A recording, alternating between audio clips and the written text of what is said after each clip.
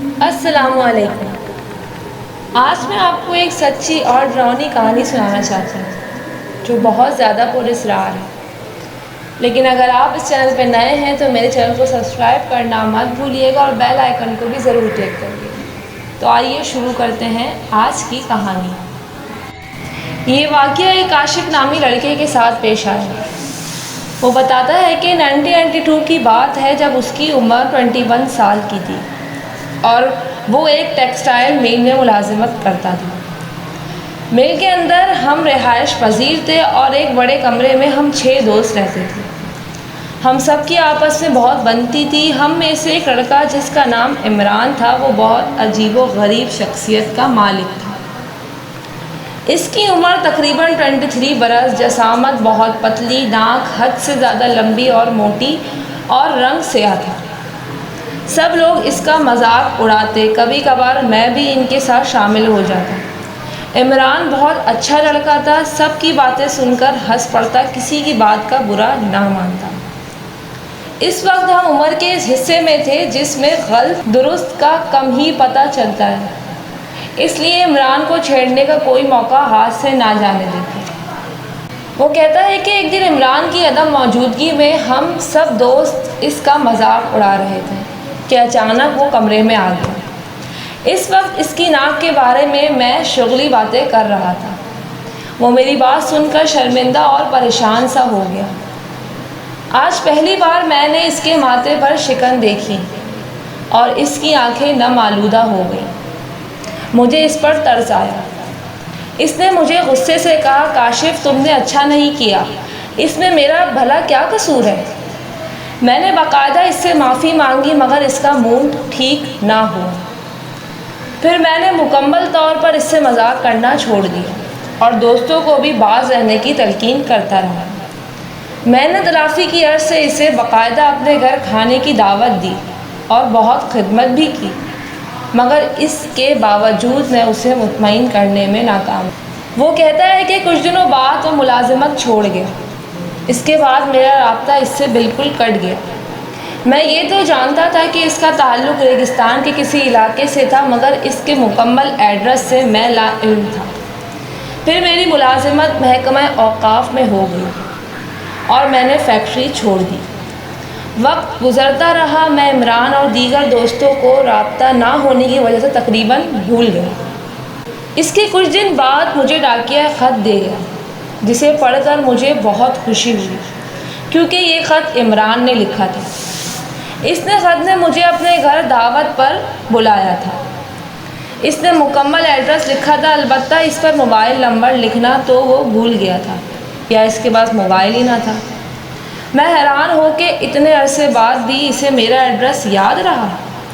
دھیرے دھیرے وقت گزرتا رہا اور مصروفیت کی بنا پر میں اس کے خط کا جواب نہ دے سکا یا شاید جان بوجھ کر اس کو اہمیت نہ دی۔ تقریباً 2 ماہ بعد پھر اس کا خط ملا جس میں شکوے گلے شامل تھے اور اب بھرپور الفاظ سے مجھے گھر آنے کی دعوت دی گئی۔ پھر میں نے اسے جواب میں لکھا کہ میرے پیارے دوست، تم نے مجھے عزت دی، اس لیے تمہارا تہ دل سے شکریہ۔ میں بہت مصروف ہوں، جیسے ہی فرصت ملی میں ضرور تم کو ملنے حاضر ہو جاؤں گا۔ میں پھر اپنے کاموں میں مصروف ہو گیا اور ویسے ہی عمران کا علاقہ میرے شہر سے بہت دور واقع تھا۔ سچی بات تو یہ ہے کہ میرا دل بھی نہیں کرتا ریگستان جیسے علاقوں میں جانے کو، مگر عمران مجھے مسلسل خطوط لکھتا رہا۔ پھر میں نے سوچا کہ اگر مجھے اتنی محبت سے بلا رہا ہے تو مجھے اس کا دل نہیں توڑنا چاہیے، اس لیے میں جانے کے لیے تیار ہو گیا۔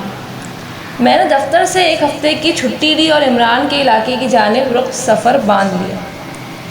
اس نے مجھے لکھا تھا کہ اس کے علاقے میں آبادی بہت کم ہوتی ہے اور ان علاقوں کو گاؤں وغیرہ کے بجائے الرٹ کہتے ہیں، جن کے مختلف نمبرز ہوتے ہیں۔ عمران نے اپنا ایڈریس لکھا، الرٹ نمبر 143 اور نام بوہٹ والا بور ہے، لہٰذا تم بوہٹ کے بہت بڑے درخت پر پہنچ کر مغرب کی جانب تقریباً 2 کلومیٹر سفر طے کرو گے تو بغیر کسی تکلیف کے سیدھا میرے گھر پہنچ جاؤ گا۔ میں نے مرکزی سڑک پر بنے چھوٹے سے اسٹاپ پر اتر کر رکشہ لیا جس نے بوہڑ والے بور پر مجھے اتار دیا اور بولا، صاحب جی، چونکہ اس کے آگے راستہ صاف نہیں ہے، لہٰذا آپ کو اپنی منزل تک پہنچنے کے لیے پیدل ہی چلنا پڑے گا۔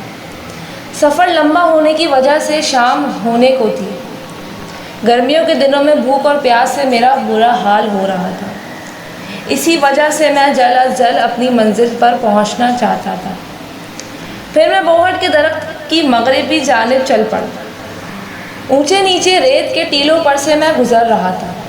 موسم اب ٹھنڈا ہو چکا تھا، بہت پیاری اور بھلی ہوا چلنے لگی۔ دور دور تک کوئی زی رو آباد وغیرہ موجود نہ تھی۔ مجھے لگ رہا تھا کہ جیسے میں ریت کے سمندر میں چل رہا ہوں۔ یہ علاقہ بہت خوبصورت تھا، جو آنکھوں کو بھلا محسوس ہو رہا تھا۔ مجھے یہاں آ کر معلوم ہوا کہ عمران نے موبائل فون کیوں نہیں رکھا تھا، کیونکہ یہاں کسی بھی کمپنی کے سگنلز نہیں آتے تھے۔ مغرب کی جانب غروب ہوتا سورج دلکش منظر پیدا کر رہا تھا۔ میں جلدی جلدی قدم بڑھانے لگا اور آخر کار عمران کے گھر کے سامنے پہنچ ہی گیا۔ اس سارے علاقے میں صرف ایک ہی مکان موجود تھا، باقی دور دور تک ویران تھا، صرف اور صرف ویران۔ میں نے دروازے پر دستک دی مگر کسی نے جواب نہ دیا، حالانکہ دروازہ کھلا ہوا تھا۔ میں بار بار دستک اور آوازیں دیتا رہا مگر جواب بالکل بھی نہ آیا۔ کافی دیر کھڑے ہونے کے بعد میں نے ہمت کر کے خود ہی اندر جانے کا فیصلہ کر لیا۔ گھر اندر سے بہت لمبا اور بڑا تھا، تقریباً 10 میٹر لمبا صحن تھا۔ ایک راہداری کمروں تک جاتی تھی، جبکہ اس کی دونوں جانب چھوٹے چھوٹے خوبصورت باغیچے بنے ہوئے تھے۔ ریت کے صحن میں خوبصورت پھولدار پودے دیکھ کر میں حیران ہو گیا۔ سارے گھر کی لائٹیں جل رہی تھی۔ گھر میں 4 بڑے بڑے کمرے، برآمدہ اور کچن بھی موجود تھے۔ گھر بالکل نیا اور خوبصورت تھا۔ کمروں کے پاس جا کر میں نے پھر عمران کو زور زور آوازیں دیں، مگر اندر کوئی ہوتا تو جواب دیتا نا۔ بھوک اور پیاس سے میری جان نکل رہی تھی۔ اندر داخل ہوتے ہی میری نظر سامنے پڑی ہوئی ٹیبل پر پڑی، جس کے اوپر گرم اور تازہ کھانا لگا ہوا تھا۔ میں نے اپنے آنے کی حتمی تاریخ سے عمران کو آگاہ کر دیا تھا، شاید اس لمحے اس نے میرے لیے کھانا لگا دیا ہوگا اور کسی ضروری کام کی وجہ سے اسے باہر جانا پڑ گیا ہوگا۔ یہ سوچ کر میں نے کھانا شروع کر دیا۔ میں نے خوب پیٹ بھر کر کھایا۔ گوشت اور چاول بہت مزیدار تھے۔ تھوڑی دیر بعد مجھے اپنے جسم میں تلخی سی محسوس ہونے لگی، اس لیے میں نے غسل کیا اور کمرے میں آ کر لیٹ گیا۔ عمران کا میں نے بہت انتظار کیا مگر بہت دیر تک وہ نہیں آیا۔ اچانک مجھے ساتھ والے کمرے سے کسی کے بولنے کی آواز آئی تو میں حیرت سے اٹھ کر آواز کی جانب بڑھا۔ دیکھتا ہوں کہ ایک بڑی اور آرام دہ کرسی پر کوئی شخص مسلسل ہل رہا ہے، جس کی پشت میری جانب تھی۔ میں نے اس سے کہا، میں کاشف ہوں اور آپ یقیناً۔ وہ خاموش رہا اور میں نے آگے بڑھ کر اس کے کندھے پر ہاتھ رکھ دیا۔ جب اس نے پلٹ کر دیکھا تو میرے اوسان خطا ہو گئے، کیونکہ اس کی شکل بہت بھیانک تھی، بالکل جلی اور جگہ جگہ سے کٹی ہوئی، مگر اگلے ہی لمحے وہ وہاں سے غائب تھا۔ مجھے ایک عجیب سا جھٹکا لگا اور میں نے اسے اپنا وہم سمجھ کر ذہن کو جھٹک دیا، مگر میں اندر سے سہم گیا تھا۔ ان دنوں جنات اور بدروحیں وغیرہ کی باتوں پر یقین نہ رکھنے کی وجہ سے ابھی میرے اندر کچھ حوصلہ موجود تھا۔ گرمی کی شدت کی وجہ سے میں صحن میں چہل قدمی کرنے لگا کہ اچانک راہداری کے بائیں جانب ریت سرکنے لگی، جسے میں حیرانی سے دیکھنے لگا۔ پھر ریت اوپر کی طرف ابھرنے لگی۔ دیکھتے ہی دیکھتے وہاں سے ایک بہت بڑی اور بد شکل بلا نکلی اور مجھ پر غرا کر دوبارہ اسی جگہ سما گئی۔ میں نے خوف زدہ ہو کر باہر کو دوڑ لگا دی۔ وہ کہتا ہے کہ میں نے دروازہ کھولا تو سامنے کا منظر میرے لیے کسی عذاب سے کم نہ تھا۔ دروازے کے سامنے تھوڑے ہی فاصلے پر بہت سے ڈھانچے ہاتھوں میں تلوار اٹھائے میری جانب بڑھنے لگے۔ چاند کی چاندنی بھی اس دن عروج پر تھی۔ میں نے فوراً دروازہ بند کر دیا اور پوری قوت سے دوڑ کر اندر والے کمرے میں گھس گیا اور اسے لاک کر دیا اور کھڑکی کے پاس زمین پر ہی بیٹھ گیا۔ خوف کی وجہ سے میرا دماغ معوف ہو رہا تھا۔ اب میرے پاس کمرے میں محصور ہونے کے علاوہ کوئی دوسرا راستہ نہیں تھا۔ خوش قسمتی سے ڈھانچے اور بلائیں زبردستی کمرے میں داخل ہونے کی کوشش نہیں کر رہے تھے، البتہ دروازے پر مسلسل دستک دینے اور خطرناک آوازیں نکالنے میں مصروف رہے۔ میں ہولناک عذاب میں پھنس چکا تھا، گرمی اور خوف سے میری حالت غیر ہو رہی تھی۔ اوپر سے دروازے پر مستقل ہیبت ناک آوازیں اور دستک نے میرا سانس لینا محال کر دیا۔ دل کی دھڑکنیں تیز ہونے لگیں، ایسا محسوس ہونے لگا جیسے میرا دل ابھی سینہ پھٹ کر باہر نکل آئے گا۔ میں نے کھڑکی پر سے پردہ اٹھا کر باہر دیکھا تو رہی سہی کسر بھی نکل گئی۔ پورا صحن خوفناک انسانی ڈھانچوں اور خوفناک بلاؤں سے بھرا ہوا تھا، حتیٰ کہ دیواروں پر بھی ڈھانچے موجود تھے۔ میں خود کو کوسنے لگا کہ مجھے کیا ضرورت پڑی تھی اس عذاب میں مبتلا ہونے کی۔ ابھی میں یہ سوچ ہی رہا تھا کہ بیڈ کے دوسرے کونے سے چادر خود بخود اترنے لگی اور وہاں سے ایک بہت بڑا شیشہ نمودار ہوا۔ مجھے لگا جیسے میں شیشے کے اوپر ہی لیٹا ہوا ہوں۔ اس کے نیچے بہت خطرناک اور ڈراؤنی بلا بے چینی سے باہر نکلنے کی کوشش کر رہی تھی۔ پھر وہ شیشہ توڑ کر باہر نکل آئی۔ شیشے کے بے شمار ٹکڑے میرے جسم سے ٹکرائے اور مجھے شدید زخمی کر گئے، البتہ خوفناک بلا فوراً ہی نظروں سے اوجھل ہو گیا۔ میں زمین پر گر چکا تھا، میرے منہ، ناک اور دوسرے اعضاء سے خون بہنے لگا۔ تکلیف کی شدت سے میرا برا حال ہو رہا تھا، میرے دماغ نے کام کرنا بالکل ہی چھوڑ دیا تھا۔ میں نے خود کو حالات کے رحم و کرم پر چھوڑ دیا۔ اتنے میں کمرے کی چھت کھلنے لگی اور اس میں سے ایک بہت ہی ڈراؤنا جانور نکل کر میرے اوپر گرا تو مجھے ایسا لگا کہ کوئی پہاڑ میرے اوپر آ گرا ہے۔ میرا دل گھٹنے لگا اور آنکھوں کے سامنے اندھیرا چھا گیا اور میں ہوش و حواس سے بیگانہ ہو کے بے صدا ہو گیا۔ سورج کی کرنیں میرے چہرے پر پڑ رہی تھیں، بہت سے لوگ میرے اوپر جھکے ہوئے تھے اور میں بوہٹ کے درخت کے نیچے لیٹا ہوا تھا۔ میری آنکھیں کھلتے ہی سب بہت خوش ہوئے اور بولے، اجنبی، صبح فجر کے وقت تم ہمیں اسی درخت کے نیچے بے ہوشی کی حالت میں ملے۔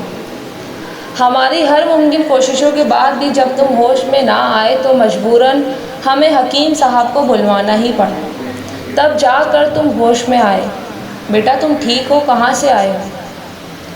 میں نے ان کو ساری بات تفصیل سے بتائی تو وہ حیرانگی سے بولے، جس جگہ کی تم سے بات کر رہے ہو وہاں خوبصورت اور بڑے مکان کی جگہ پرانی اور خستہ حویلی موجود ہے، اور رہی بات عمران کی تو اسے مرے ہوئے پورے 3 سال گزر چکے ہیں۔